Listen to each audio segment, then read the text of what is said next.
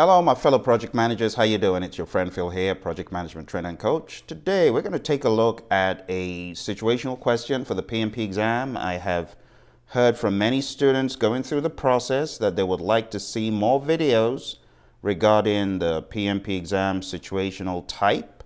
So I am going to be sharing one of those questions with you today. So let's take a look at this question here. The question states, an accepted deadline for a project approaches, and your analysis reveals you will not make it as a result of a contractor delivered part with a 7-day delivery date. However, an expensive expediting fee would solve the problem. Based on prior identification of the risk and reserve analysis, the project manager knows funds would be sufficient and issues a change request. What should this request authorize? Now let's take a look at the options. First one is additional resources using the management reserve. The next option, escalation approval to use contingency funding. The next one, team overtime to fast track and meet schedule. And the final one is crashing the project to meet schedule. So taking a look at all of these options, which one do you think should be the best approach? I'm going to give you a couple of minutes to let it marinate and sink in. Think about it, and I'm going to be back and we'll see what you guys think. So here's the question. I'll be back in 2 minutes.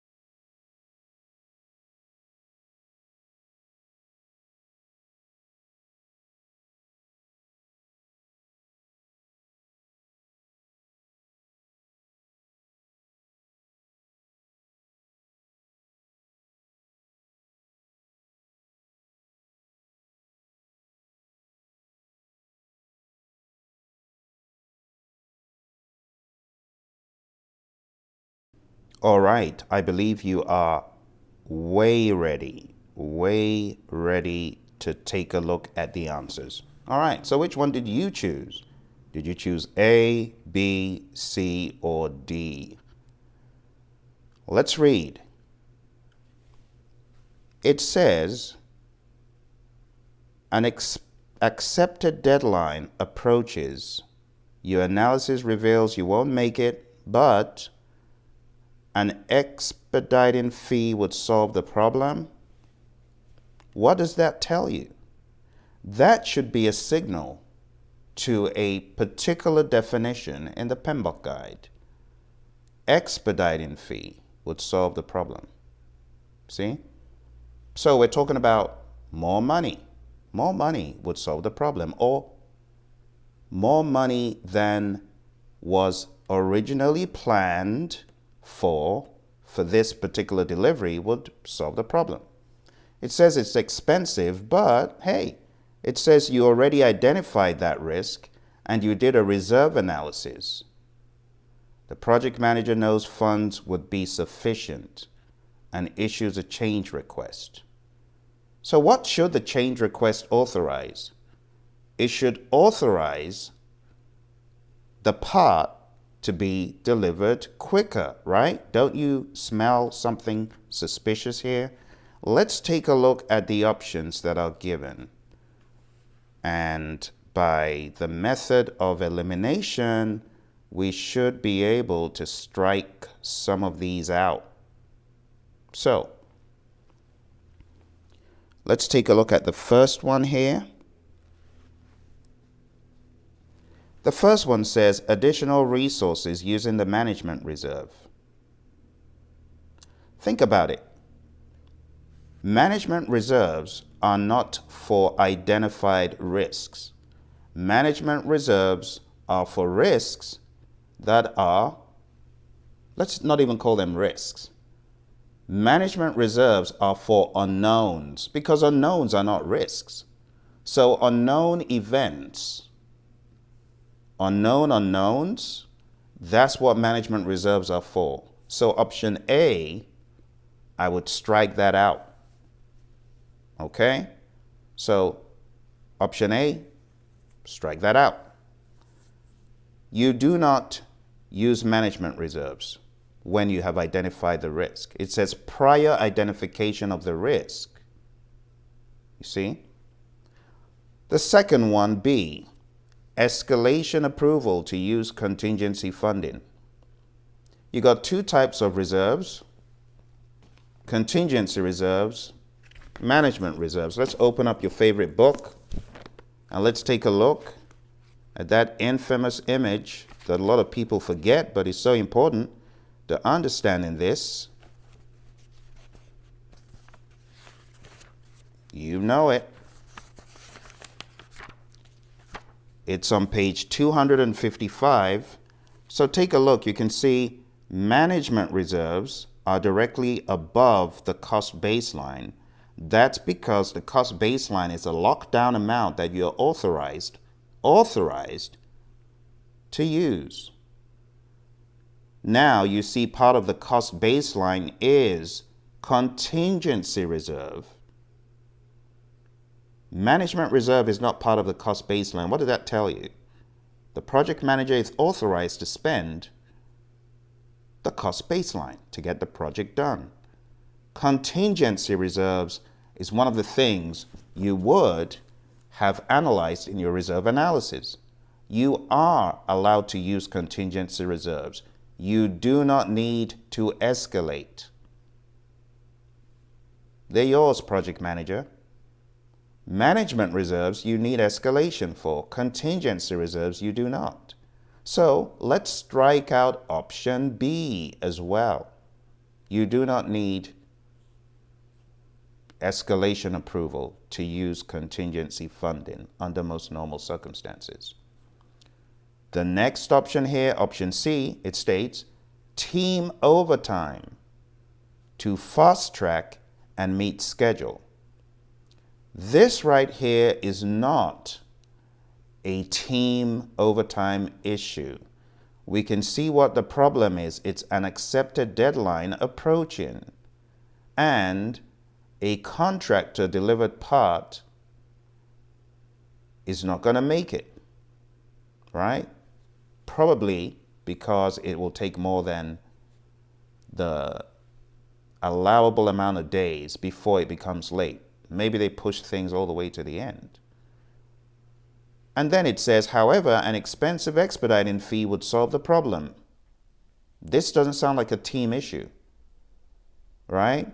Team overtime to fast track and meet schedule makes no sense. You don't need to fast track anything here. So let's cancel that. That leaves us with one more option. Option D. Crashing the project to meet schedule. Crashing the project to meet schedule alludes to spending more money, huh? Or let's take a look at what the PMBOK guide states in chapter 6. Now, if you go to schedule compression, which is on page 215, let's read what crashing is. Crashing, a technique used to shorten the schedule duration for the least incremental cost by adding resources. Examples of crashing include approving overtime, bringing in additional resources, or paying to expedite delivery to activities on the critical path. Aha, that's where it is. So when the project manager pays to expedite delivery of this part, that's crashing. Problem solved. And that's how you answer these questions, because if you do not read deeper into the meanings of the options, you're going to bomb it. So the answer to this, just to be extremely clear, is crashing the project. Crashing the project to meet schedule. Okay? That's really what you're doing here. Don't forget, overtime is crashing as well. But option C says team overtime to fast track. Team overtime is not expediting a part. So even though C has some elements of crashing, it is not the best option because it mixes in fast tracking. So when you come across PMP exam questions, my friends, this is what's going to happen. You're going to find an option that sounds logical, but has not been given to you in the question as the current state. So additional resources sounds logical, but that's not the problem. You will get some questions that don't even tell you the problem. They just leave you in mystery. In such instances, you got to take the most neutral or the most disinfected answer. In other words, the answer that sounds the most basic among all of those. That is a common trick that question writers use. Other options you get sound very logical, but they're not in the question. Some don't sound logical, but when you take a look at 4 options, it's not choosing the correct option, it's choosing the best option. So in this question, I didn't even give you an extremely difficult array of options.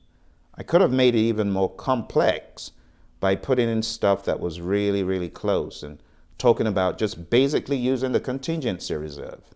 So if I had put in an option, use the contingency reserve, while that is not a bad option, is it the most precise? It's not. The most precise one would say crash. End of story, because you know what it is. This is how the questions are in your face. I couldn't believe it. Taking some of the PMI exams, the questions were so belligerent. right there in your face saying, do what you will. But these are the options you've got. Choose these options, sink or swim. I couldn't believe it. My RMP exam, one of the most belligerent exams I had ever taken. Options staring at you in the face saying, I'm right. Why don't you choose me? And the next option says, make my day. That's how the PMP exam is. Right there in your face. It's even worse if it's your first PMI encounter. That's why your buddy Phil comes on here to help you.